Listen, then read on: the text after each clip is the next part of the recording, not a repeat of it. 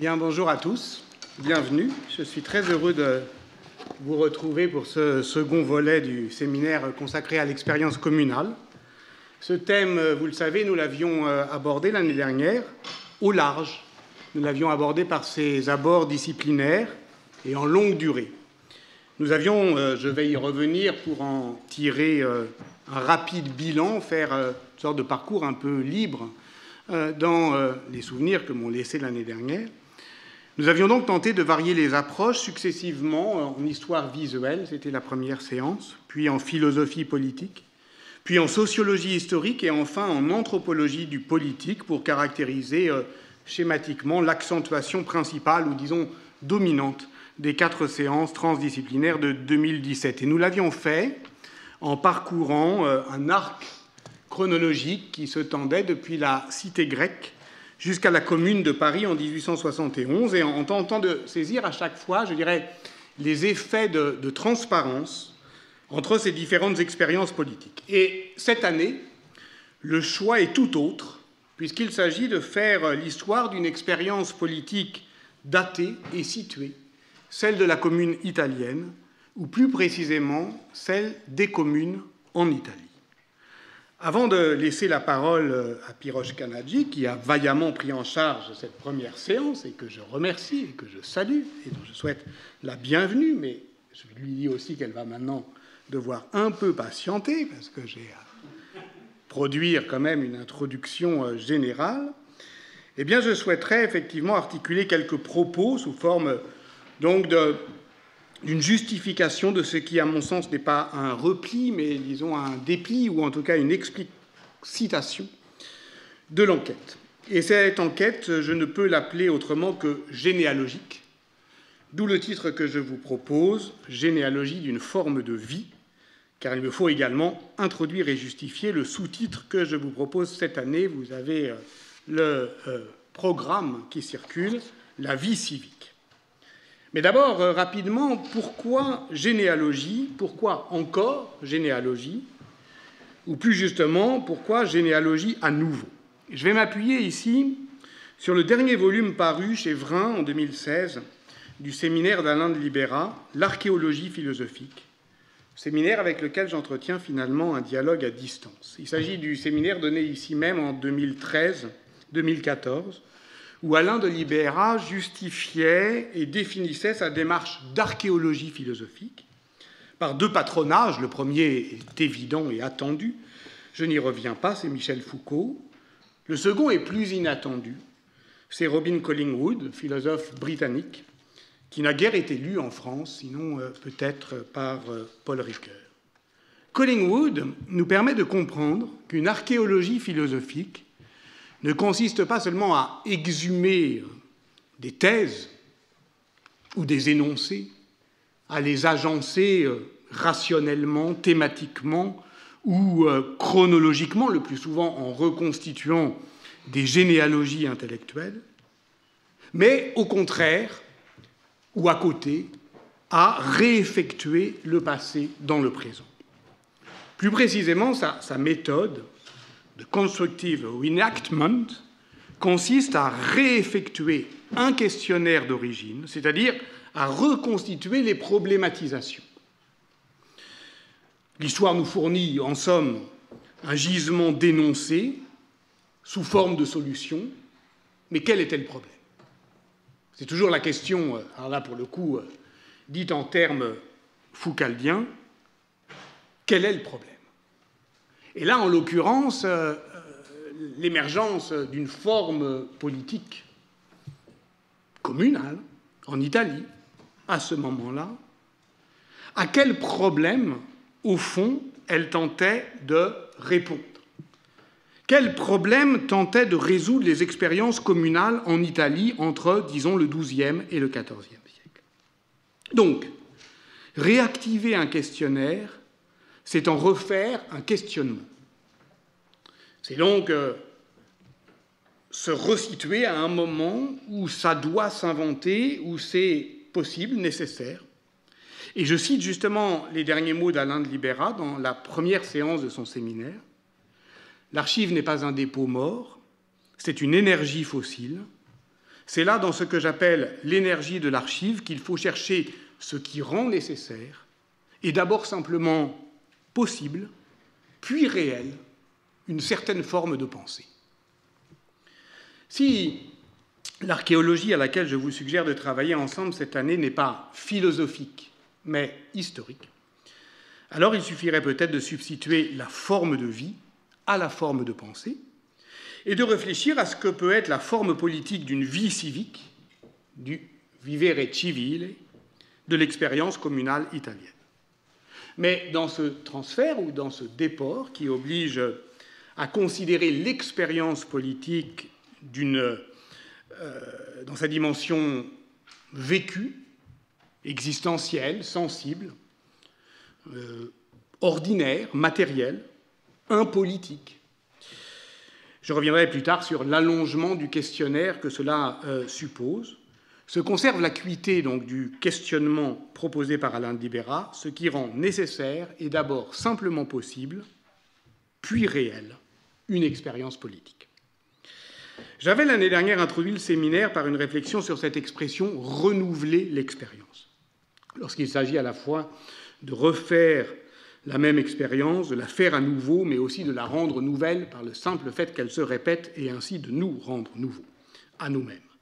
Je n'avais pas encore lu le beau livre de Mathieu Pot-Bonneville, Recommencer, qui déploie plus généreusement la gamme des usages politiques de cette question. Mais je vais reprendre aujourd'hui, à partir de cette question sous-jacente à l'idée même d'archéologie, où est le passé?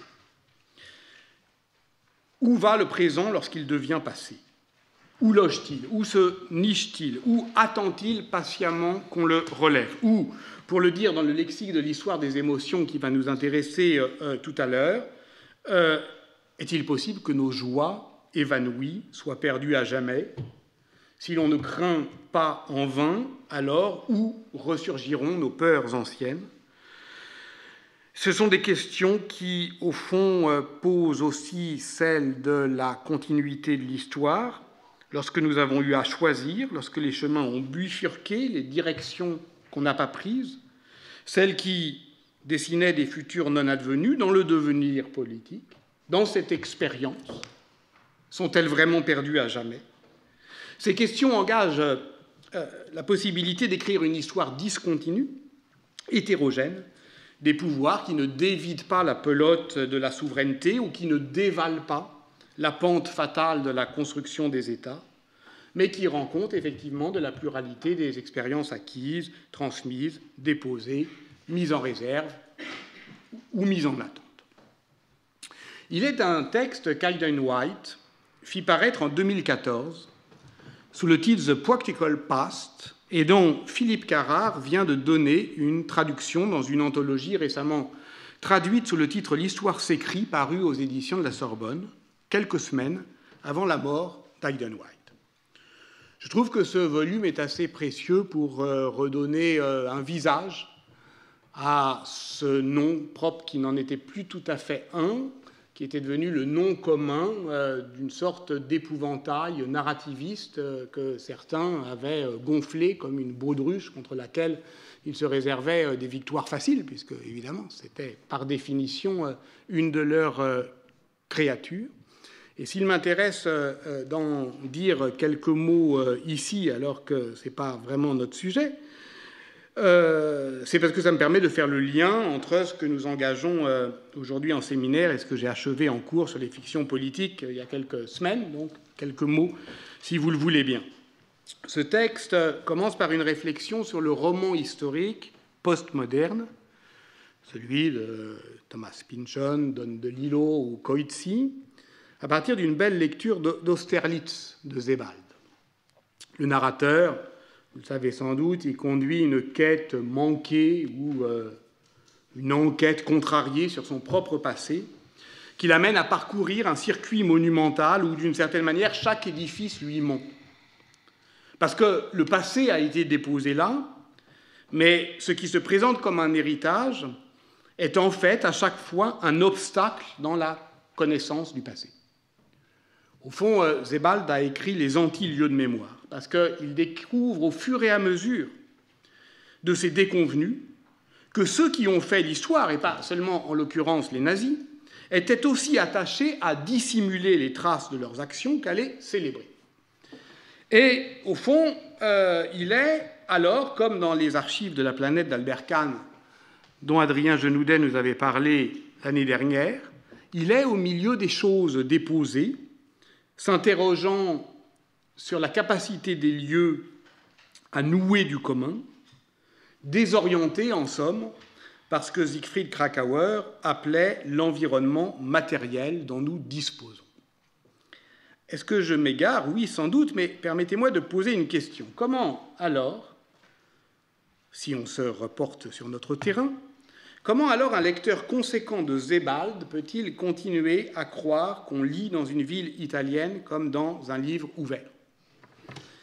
Que pour connaître la consistance politique de la vie de relation qui s'y est déployée, voici 7 ou 8 siècles, il suffirait d'y aller voir le nez au vent, de juger cette société sur sa mine, comme le disait Paul Veyne, et de décréter tout de go que ce palais me semble intimidant, que cette place civique m'a l'air accueillante, comme si le langage architectural s'imprimait au sol sans feinte, sans remords, sans lapsus, comme si le pouvoir y disait d'un coup, toujours, ce qu'il avait à dire, sans jamais se trahir, ni se tromper. Je ne vise personne, hein, ou alors moi-même, évidemment, surtout moi-même. C'est-à-dire que ça fait partie de ces lectures qui n'embarrassent pas, mais qui déstabilisent, et qui permettent de comprendre comment, au fond, cette question qui peut paraître poétique ou inconvenue ici, inconvenante, au fond, permet de ressaisir cette question de l'expérience. Parce que les villes dont on va parler sont bien des réservoirs de ce que Hayden White appelle justement, à la suite du philosophe Michael Oakeshott, le practical past, le passé utilisable. Il désigne par là, je le cite, tous les aspects du passé que nous portons en nous et dont nous nous servons dans la vie quotidienne quand nous avons besoin d'idées, de modèles, de formules et de stratégies pour résoudre des problèmes pratiques que nous rencontrons dans ce que nous concevons comme notre situation présente.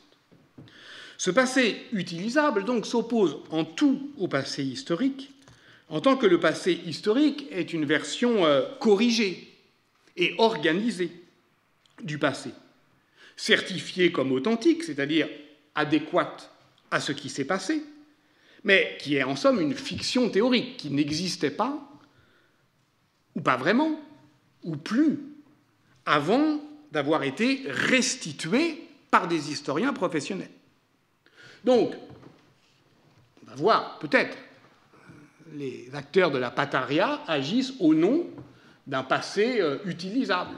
Ils se font une idée d'Ambroise de Milan, par exemple, sans doute assez éloignée de celle qu'on peut se faire aujourd'hui, mais celle qu'on peut reconstituer aujourd'hui, comme le passé tel qu'il fut, n'avait aucun sens pratique, n'a été, très vite, d'aucune utilité.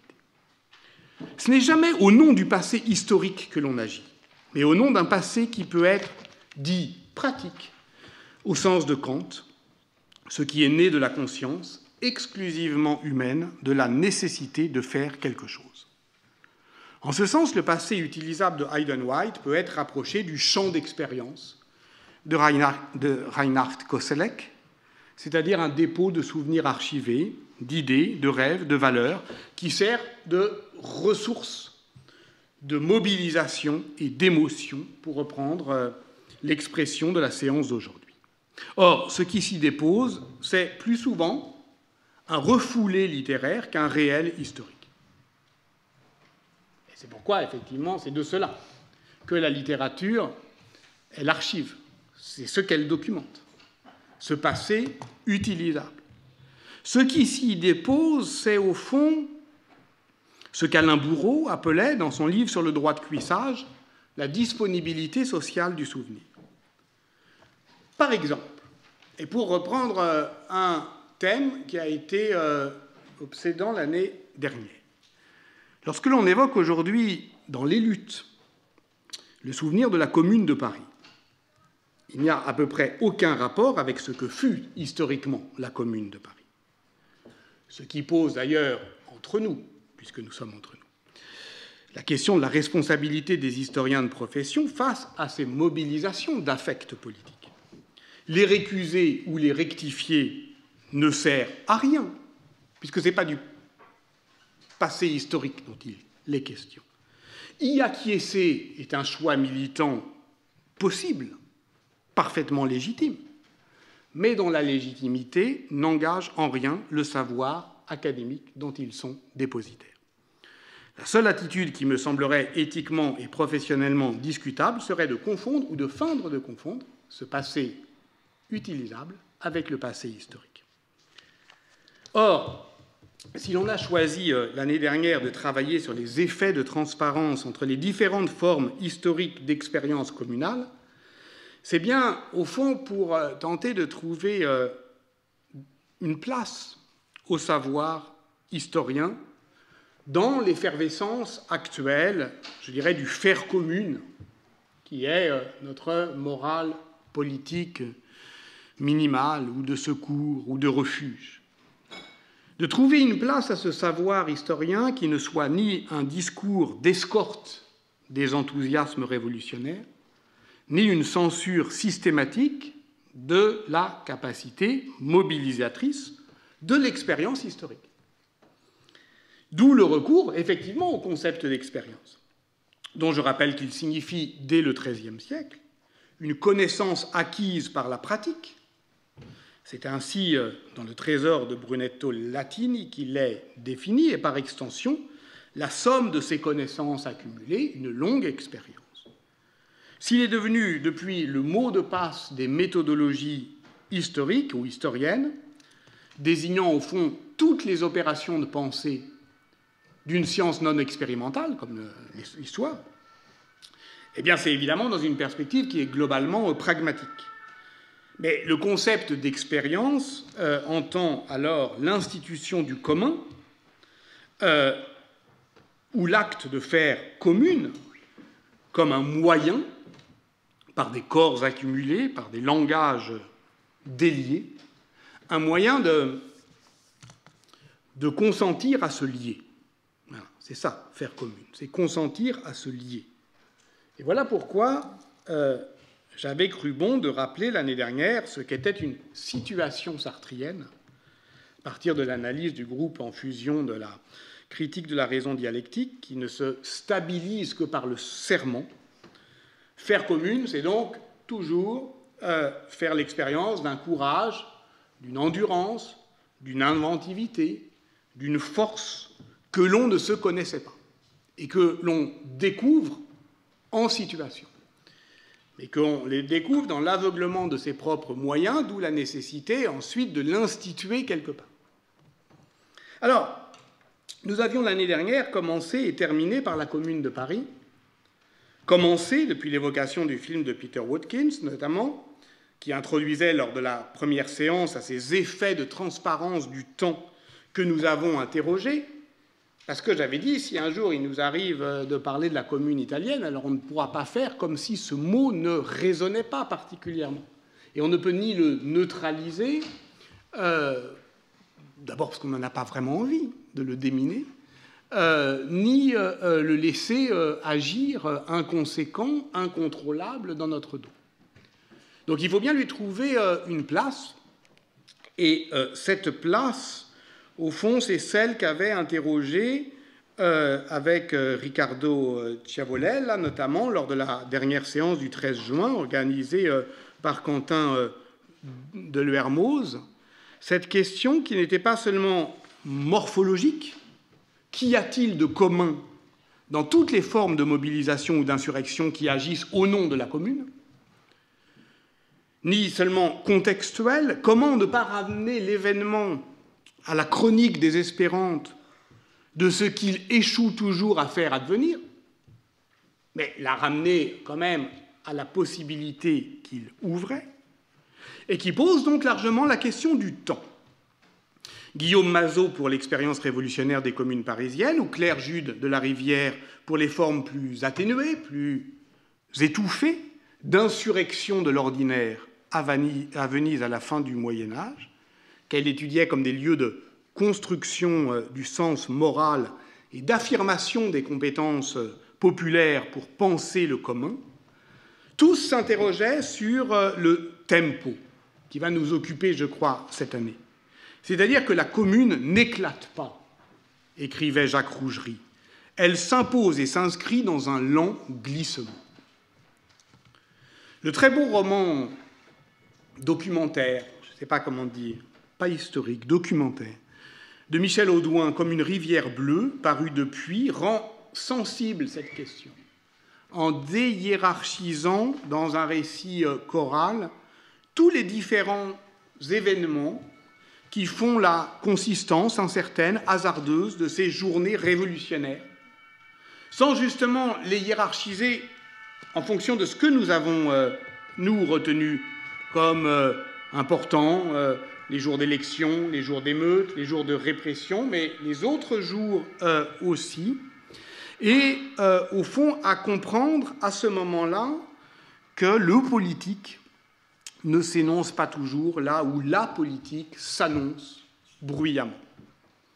Mais au contraire, dans la vie même, dans le chatoiement plus discret, plus insistant, que décrivait Jules Vallès dans L'Insurgé, quelle journée! Il parle du 26 mars.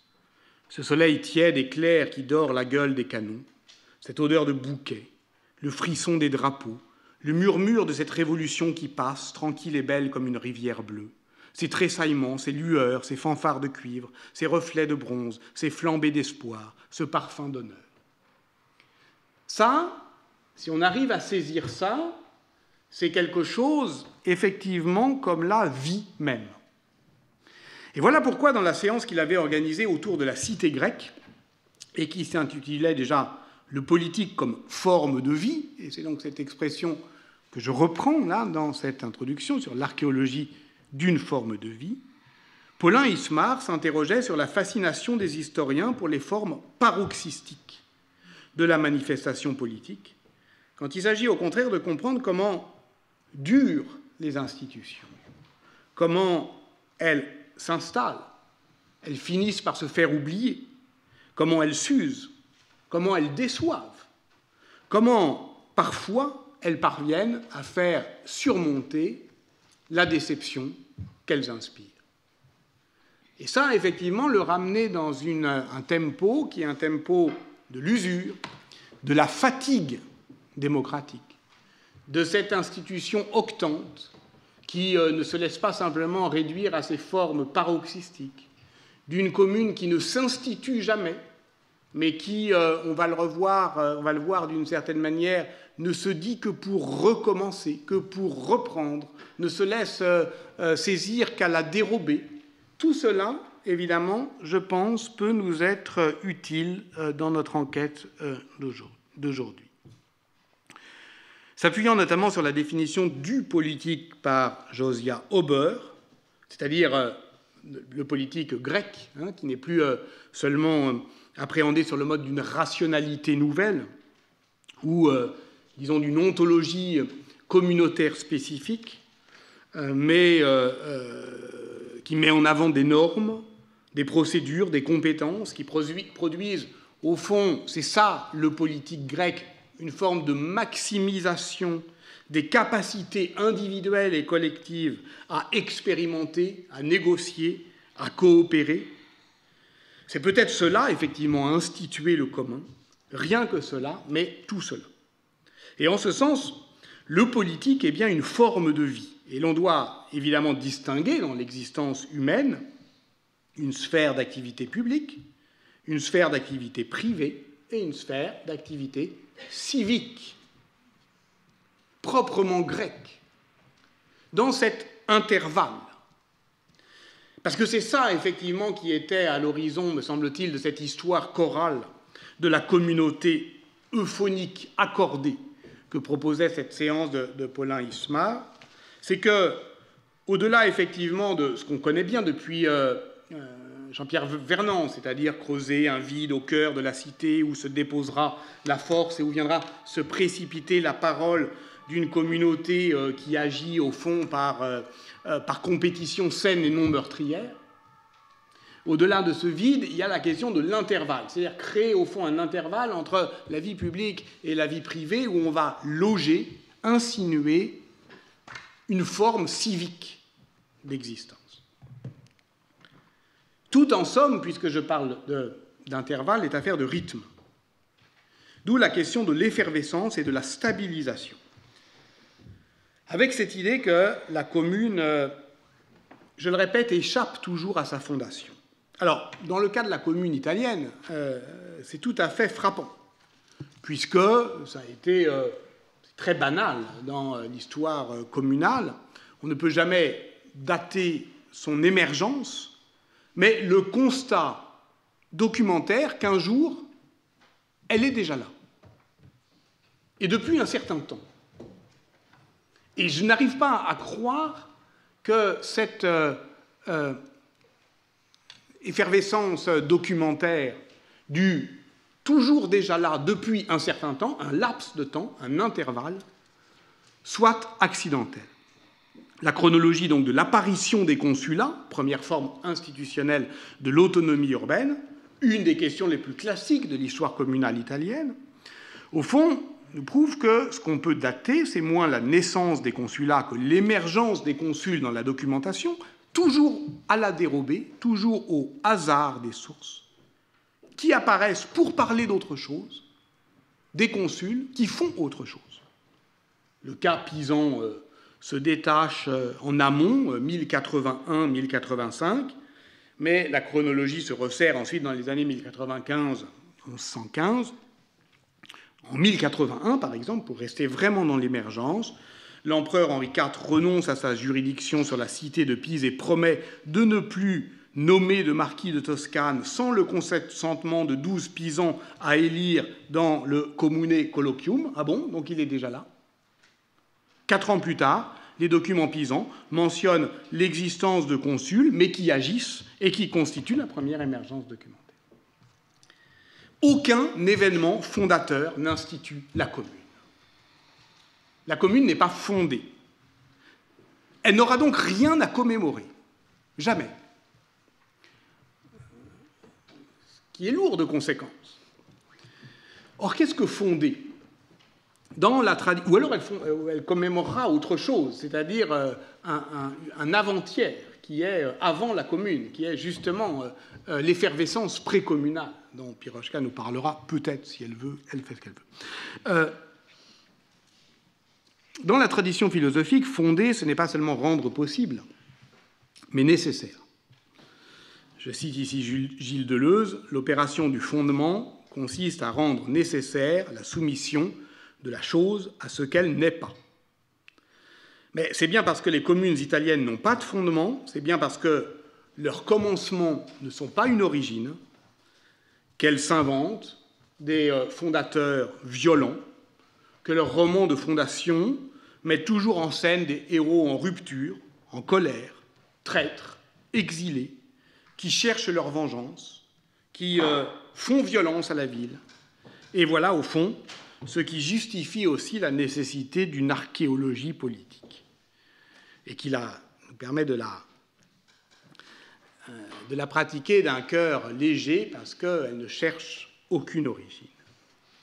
Mais si la commune n'a pas été fondée, elle se refonde sans cesse, et notamment dans la pratique du serment, comme l'a compris, comme nous a permis de le comprendre dans la séance organisée par Pierre Monet le 30 mai 2017 sur commune, communauté, communalité dans les villes allemandes du Moyen-Âge, Valentine Grobner et Florence Hulac, montrant combien la commune médiévale, en tant qu'elle était désignée par Max Weber comme une nouveauté objectivement révolutionnaire, comment cette commune médiévale donc permettait d'insérer un tiers entre la cité grecque et la politique des modernes, et de poser ainsi la question du moment occidental de l'histoire des dominations.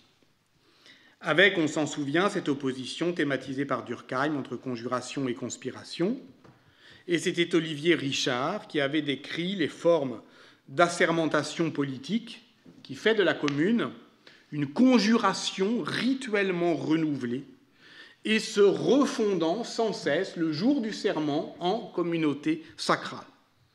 Et c'est évidemment une question que nous devons poser cette année en s'interrogeant notamment sur les effets, c'est quand même une des spécificités italiennes, du passage à l'écrit dans les communes italiennes, du passage à l'écrit de ces livres de sermons, très tôt, presque immédiatement, dès qu'on peut. Alors, dès qu'on peut, pourquoi ? Pour les garder en mémoire.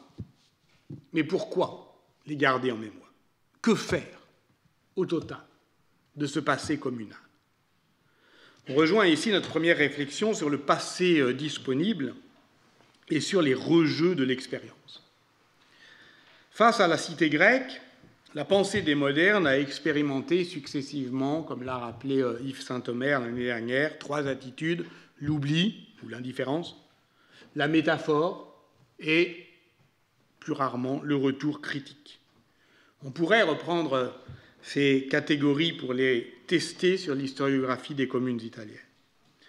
Si l'on ne veut pas chercher nos anciens parmi les anciens, si l'on entend se retourner vers les commencements sans y chercher des origines, si on veut imaginer le passé sans l'idéaliser, penser sans désir de retour, alors doit-on saisir, comme nous y invitait Carole Wiedemeyer, le trésor perdu dont parlait Hannah Arendt,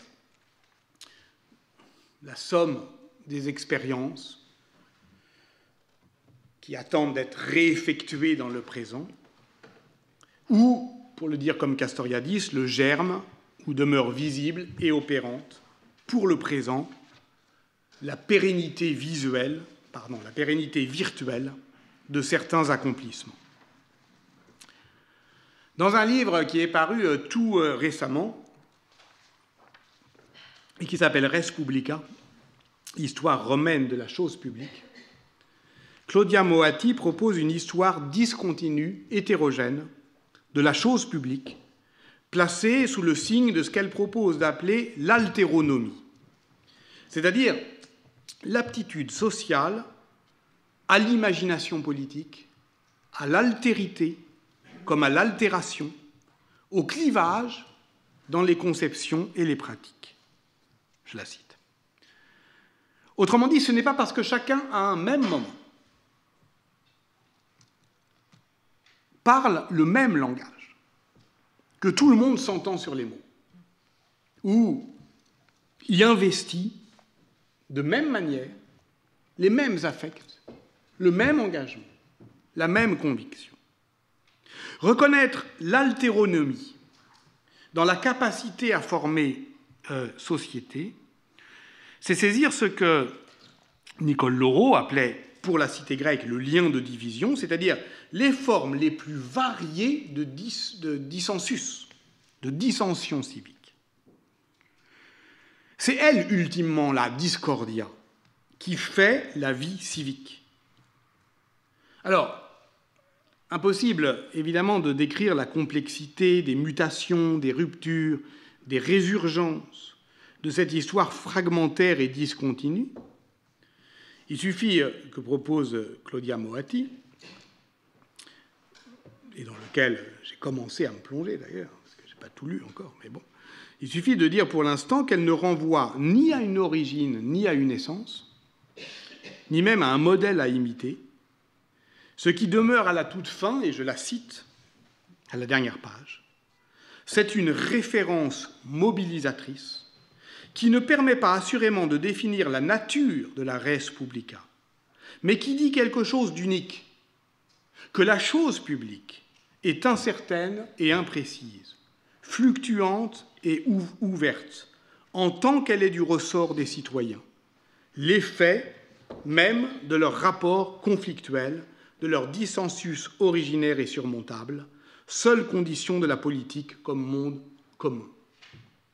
Un dissensus originaire et surmontable.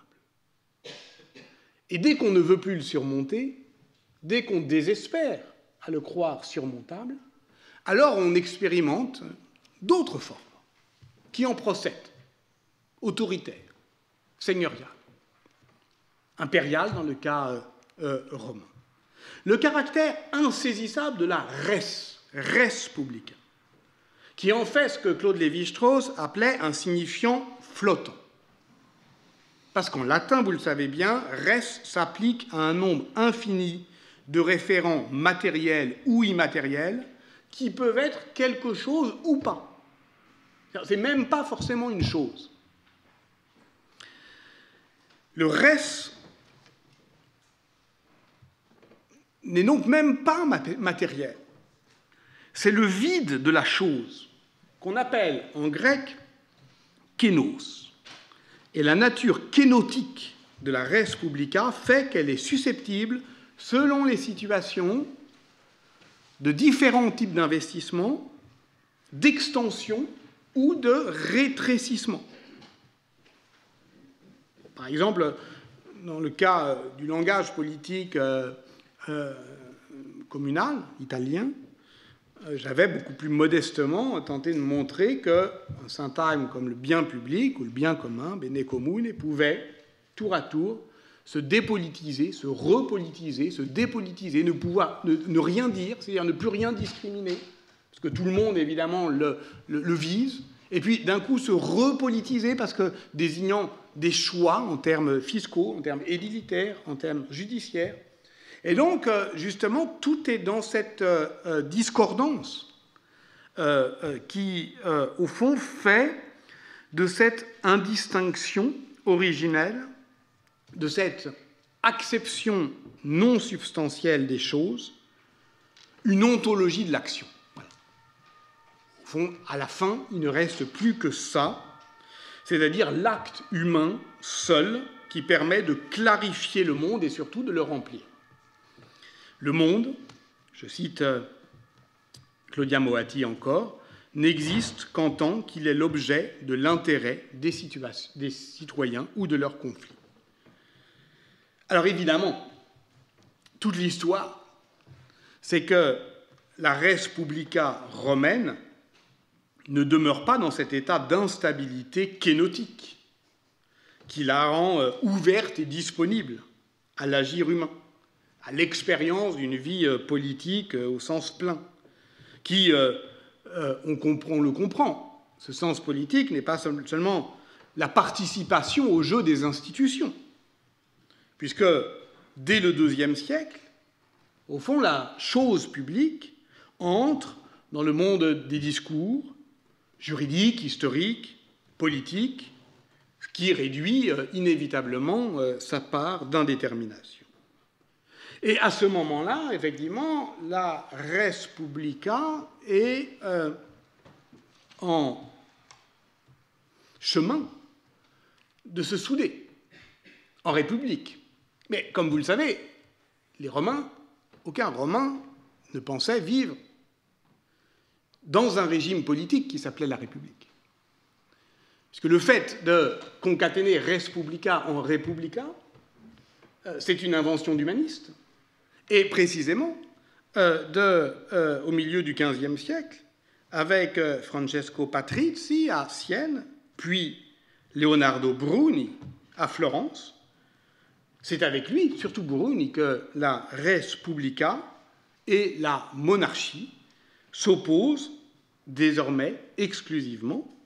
C'est lorsque Bruni traduit la notion aristotélicienne de politeia, qui désignait l'un des trois bons gouvernements, par res publica, qu'il invente un mot, mais littéralement.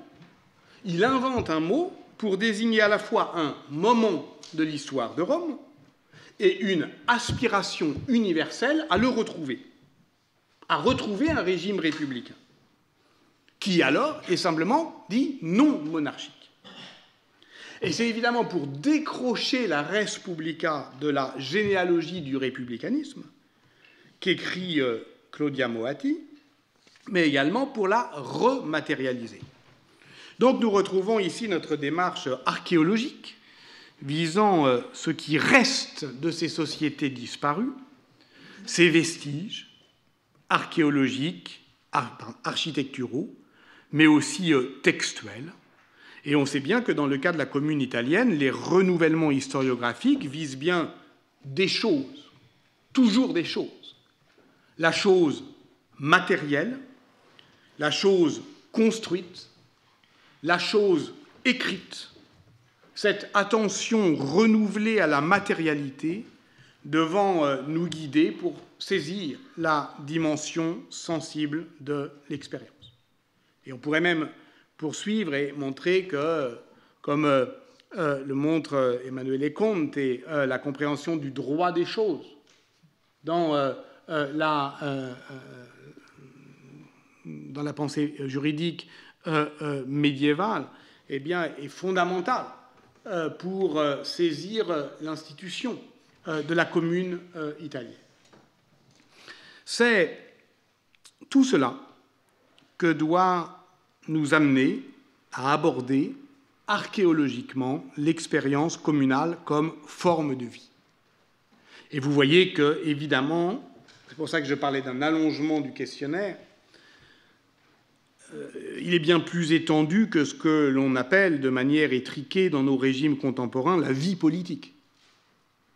Car il ne s'agit pas simplement de mener l'enquête sur des modes d'institution, de suffrage, de délibération, de décision, de mise par écrit, même si tout cela est évidemment important, même si on se souvient de grandes enquêtes comparatives sur les pratiques délibératives, par exemple, pour le Moyen-Âge ou même au-delà, avec Marcel Détienne. Tout cela peut être mobilisé, mais pour un au-delà de la vie politique, pour quelque chose comme la politisation de la vie tout court, de la vie de l'être politique qui vit en société.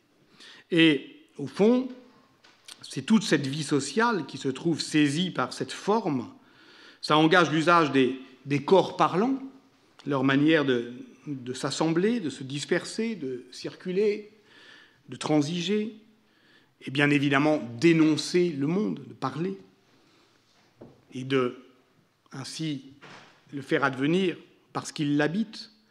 Et on sait bien depuis notamment la relecture par Giorgio Agamben d'autres formes d'expérience communautaire, celle de l'ordre franciscain notamment, que si nous, de manière très serrée, le corps est la règle. D'où une histoire élargie, je veux dire incorporée, par exemple, de la question des statuts urbains. Cet ensemble instable, indéterminé, je propose donc de l'appeler la vie civique. Mais il vaudrait sans doute mieux le dire en italien, puisque ce que l'on vise ultimement, c'est bien le vivere civile. Or, dans le langage de l'Italie communale, le vivere civile ne désigne pas un type de gouvernement ou un régime institutionnel.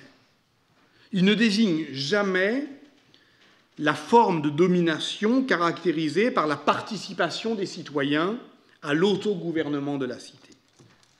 Il ne permet pas donc d'instruire la généalogie républicaine, soit de Pocock à partir de l'aristotélisme, soit de Skinner à partir du cicéronisme. Il rend compte en fait de la vie, de la réalité vivante de la communauté, qui ne se réalise pas uniquement dans les normes et dans les statuts, qui forme un régime, sans doute, mais au sens anthropologique, et non pas au sens strictement institutionnel. Et c'est en ce sens que Machiavel l'emploie constamment. Intéressant la manière dont Machiavel réaffecte, lui aussi, ce passé communal. Pratique, intercalé. Parce que lorsque Machiavel dit qu'il s'intéresse à une lecture continuelle des antiques et à l'expérience des choses modernes, il ne faut pas le croire. En réalité, il intercale entre la lecture continue des antiques et l'expérience des choses modernes ce passé disponible, ce passé praticable, utilisable, pour le réaffecter. Mais pas dans une logique républicaine, pour ressaisir ce qu'il y a de discorde, je le répète, originelle et surmontable dans la res publica. Et ça, c'est ce qu'il appelle constamment, dans une acception qui est beaucoup plus légaliste qu'on le croit, parce qu'on sait aujourd'hui que la langue jurisprudentielle a une empreinte profonde dans le lexique machiavélien. Lorsqu'il évoque, par exemple, le domaine du civilis, ce n'est pas seulement pour désigner les vertus des citoyens, mais bien les lois, ordini et legge. La vie civile, c'est la vie, toute la vie, en tant qu'elle est réglée par l'ordre urbain et les lois de la cité. En ce sens, elle s'oppose moins à la monarchie qu'à la tyrannie, et même pas d'ailleurs à la tyrannie, elle s'oppose à l'absolu du pouvoir. Ce qu'éprouve Machiavel, on le sait bien, c'est la crise de la forme civique du XVe siècle. Voilà pourquoi sa défense du vivere civile se transforme en promotion du vivere libero, de vivre libre. Et, au fond, elle n'est pas, encore une fois, je le répète, républicaine au sens de la généalogie moderne du républicanisme, mais elle va puiser précisément dans la matière civique utilisable de la res publica. Au fond, si l'on avait voulu être conséquent avec cette démarche archéologique, on aurait peut-être pu commencer par là, comme d'habitude, par ce point de répulsion du XVe siècle, et puis ce point d'épuisement de la forme civique, et puis redescendre jusqu'à l'expérience seigneuriale, puis communale, puisque maintenant, je vais, pour terminer très brièvement, j'en ai presque fini, vous présenter les 4 séances qui viennent. Pourquoi on aurait pu faire comme ça? Parce que, au fond, l'historiographie récente, conduite notamment par Andrea Zorzi à Florence, Jean-Claude Mervigueur à Rome, ou Andrea Gamberini à Milan, tend à dédramatiser la coupure seigneuriale en insistant sur l'aspect graduel et réversible de l'expérience seigneuriale, qui est désignée désormais moins comme un changement de régime que comme une inflexion dans le mode de gouvernement et, au-delà, dans le vivere civile. Le grand programme de recherche sur les expériences seigneuriales, mené depuis 5 ans, a bousculé les périodisations et les paradigmes, a troublé les généalogies, a compliqué les typologies. Il passe d'ailleurs par une défragmentation de l'information communale à la suite de ce grand précédent historiographique que fut l'enquête sur les podestats, également menée par Jean-Claude Mervigueur, c'est-à-dire concrètement à l'élaboration d'un répertoire des expériences seigneuriales citadines. C'est comme ça que ça s'appelle, un répertoire. C'est donc par la seigneurie que la notion d'expérience est revenue dans l'historiographie de l'Italie commune. Si la seigneurie est une expérience, c'est qu'elle désigne désormais, chez les historiens, un devenir possible de l'organisation politique citadine. La question demeure toujours ouverte, selon moi. Pourquoi alors, à un moment donné, cette forme en vient à supplanter, temporairement puis définitivement, les autres? On pourrait le dire avec les mots que j'empruntais au départ à Alain de Libera, qu'est-ce qui rend nécessaire cette mutation du vivere civile est d'abord simplement possible, puis réelle. De tout cela, Jean-Baptiste Delzan et ses invités, Paolo Grillo et Riccardo Rao, nous entretiendront lors de la dernière séance qui se tiendra le mardi 26 juin. Vous avez le programme peut-être sous les yeux, sinon il se trouve dans l'antichambre. Mais nul doute que cette réorientation historiographique influera également sur la prochaine séance, dans 15 jours, organisée par Giuliano Milani avec Lorenzo Tanzini et Michele Spano, sous le titre « Représenter les communes, instituer le commun ». Ne serait-ce que parce qu'elle oblige à articuler la dimension historiographique et historique de la question. En effet, si la commune italienne n'a jamais été fondée, elle s'est étalée dans le temps. Elle s'est imposée par une colonisation du passé. Autrement dit, son émergence est strictement contemporaine de la mise par écrit de sa mémoire écrite et de la réorientation même de l'idée d'histoire qu'imposent les nouvelles manières urbaines de l'écrire. Et dès lors, on peut décrire le mouvement historiographique face à cette histoire des communes par elle-même, pour elle-même, comme une alternance de points chauds et de points froids, de réchauffement et de refroidissement historiographique, selon l'idée que l'on se fait de la place de cette expérience politique dans la généalogie de notre modernité. On s'exalte, et puis on se désespère, et puis on s'exalte à nouveau, etc. Bon. La question, effectivement, pour moi, est sérieuse, et j'aurais en parler sur le rapport avec l'expérience seigneuriale, parce que, encore une fois, cette distinction entre le passé utilisable et le passé historique peut nous être utile. Ce n'est pas parce qu'effectivement nous faisons aujourd'hui des répertoires des expériences citadines seigneuriales que pour bon nombre de ceux qui les ont vécues ou parfois subis, cet effondrement de la forme civique n'a pas été vécu comme une difficulté, parfois une catastrophe, souvent une trahison d'idéaux ou simplement des formes, je dirais, libres du vivere civile. Si l'on peut s'accorder sur la nécessité, évidemment, d'arracher l'histoire de ces expériences à une conception orientée, glorieuse du devenir historique, il ne faudrait pas en neutraliser pour autant la puissance germinative dont je parlais au début.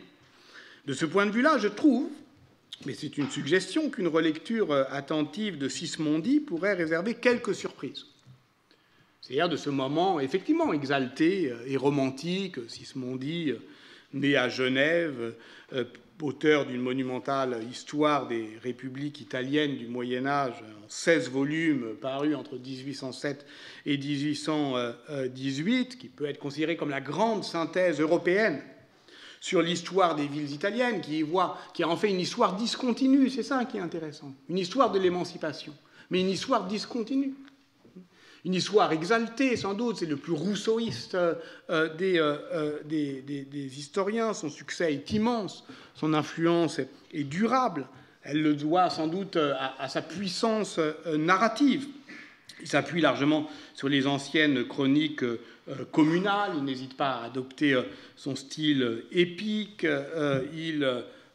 Mais aussi le discours politique qui le sous-tend. L'Italie est la terre a été la terre des libertés. Il parle beaucoup de Milan, évidemment, parce qu'il n'en revient pas. Il continue à ne pas en revenir que cette capitale qui était la capitale du monde libre, comme le dit toujours ironiquement Jean-Claude Merviguer, est devenue le chef-lieu du despotisme. Mais au fond, si l'histoire de Sismondi peut sembler romantique et exaltée, et elle l'est, elle est également remarquable en ceci qu'elle recueille une somme d'expériences davantage qu'elle ne dévide un fil continu. Parce que, entre l'Italie d'aujourd'hui et cette expérience communale, le fil est rompu. Totalement. C'est-à-dire que si on veut comprendre la vie politique catastrophique de l'Italie aujourd'hui, et aujourd'hui, évidemment, on doit convoquer une histoire, mais une histoire brève, pas celle-là. Si on convoque celle-là, on ment. Et de ce point de vue, il s'agit bien de faire l'archéologie d'une forme de vie disparue, sans espoir de retour, parce qu'on bute alors sur des falsifications historiques. Songez par exemple à la bataille de Legnano, le 29 mai 1176, qui oblige Barberousse, c'est bien connu, à accepter la paix de Constance, du 23 juin 1183, et sur lequel existe justement un excellent livre de Paolo Grillo. C'est le 11 juin 1991 qu'Umberto Bossi, fondateur de la Ligue du Nord, que moi j'ai vécu, la plupart des gens de ma génération, comme une nouveauté, et qui aujourd'hui le plus ancien parti politique d'Italie. C'est donc en 1991 que Umberto Bossi, fondateur de la Ligue du Nord, appelle ses partisans dans un petit village de la province de Bergame, nommé Pontida, pour réactiver le serment de la première Ligue lombarde la veille de la bataille de Legnano. Ce néo-guelfisme désigne clairement son ennemi, l'invasion étrangère venue du Mezzogiorno.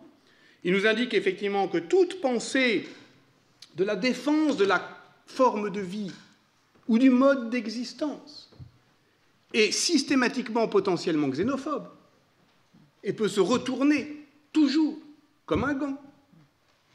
Et qu'est-ce qui se retourne à Pontida en 1991? C'est un lieu de mémoire. Parce que Pontida était qui devient depuis un des symboles incontestés du léguisme aux portes du pouvoir, comme vous le savez aujourd'hui. Pontida a été, avant cela, avant cette réaffectation, un des lieux de mémoire de la fabrique des Italiens, du fait d'une pure invention littéraire qui peut être attribuée à un poète romantique exilé du nom de Giovanni Berchet, strictement contemporain de Sismondi, et qui a inventé cette histoire du serment de Pontida que, depuis, on refait. Et tout cela est évidemment un peu bouffon, mais justement, Linda de Matteo a intitulé sa thèse sur l'ethnographie de la Ligue du Nord bergamasque de la bouffonnerie en politique, montrant effectivement que ce fonctionnement carnavalesque, notamment par la répétition qui retourne les choses, est son principal mode d'action. Donc, prendre en histoire le parti de la discontinuité, c'est travailler, me semble-t-il, à ne pas se laisser piéger par les identifications mensongères. Voilà ce qui fait d'ailleurs le prix du livre de Chris Wickham, que nous discuterons le mardi 12 juin, en sa présence, dans une séance organisée par Valérie Theiss, avec la participation de Pierre Chastan. Travaillant, comme il en a l'habitude, à partir de dossiers documentaires exhaustifs, en l'occurrence ici ceux de Milan, de Pise et de Rome, Chris Wickham décrit donc l'avènement des communes italiennes du XIIe siècle, mais il le décrit de son point de vue, qui est un point de vue plutôt altimédiéviste, et il le décrit comme une marche de somnambules qui invente sans y penser, peut-être même sans le vouloir, un monde nouveau. Alors ce ne sont pas eux-mêmes des hommes nouveaux, en cela la discussion de Wickham s'inscrit dans la réflexion altimédiéviste ouverte par Hagenkeller, et le récit qu'il fait s'inscrit effectivement dans ce régime de l'hétérogène, du discontinu et de l'altéronomie, parce que chacun pense sans doute des choses différentes, tout en énonçant le même langage politique. Tout cela, effectivement, dont je parlais. Précisément, il décrit une forme politique de la commune comme une réponse à une nécessité politique. Et ça va nous intéresser. Mais ce faisant, la conception de Wickham, et c'est pour ça qu'on a besoin de la discuter, elle déstabilise l'idée même d'expérience, puisqu'au fond, il n'y a pas d'expérience communale à ce moment. En se situant en deçà de la forme de vie dont on doit faire l'archéologie, elle a le grand mérite de ne l'appréhender ni comme un accomplissement, ni comme une promesse. Et au fond, c'est de ça dont on va parler maintenant. Parce que ça veut dire que toute instauration, je ne sais pas comment dire, toute expérience politique commence hors du politique. Ailleurs, avant, avec d'autres mots, d'autres émotions, d'autres affects, d'autres corps, d'autres sensibilités. Et voilà d'ailleurs pourquoi elle rejoint aussi une réflexion plus globale, celle qu'a menée Gérard Ripp, dont il m'importe de saluer ici la mémoire.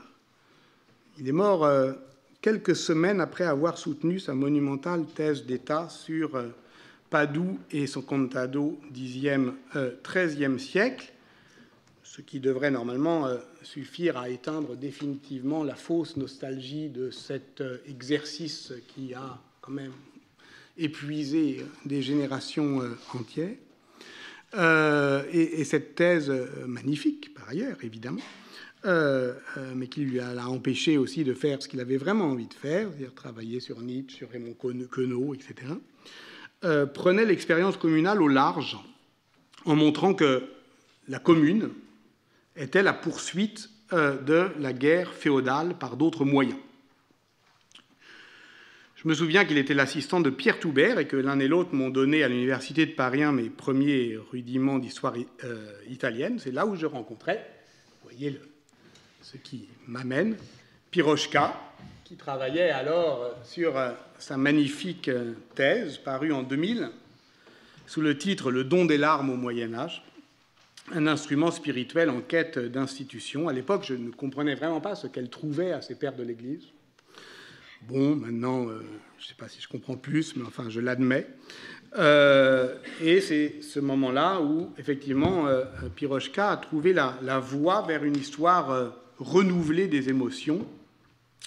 Et j'ai eu le plaisir de la retrouver pour l'écriture d'un livre avec Damien Boquet, paru au Seuil en 2015, le titre « Sensible Moyen-Âge, une histoire des émotions dans l'Occident médiéval ». Puis nous nous sommes retrouvés à Montréal l'année dernière, où elle enseigne à l'UQAM comme professeure d'histoire médiévale. Elle m'a dit je suis tombée amoureuse, ah bon, des sources patharines, ah bon. Nous avons donc parlé d'émotions, 2000 ans, de Pataria, et la voilà aujourd'hui. Je suis heureux de lui confier la parole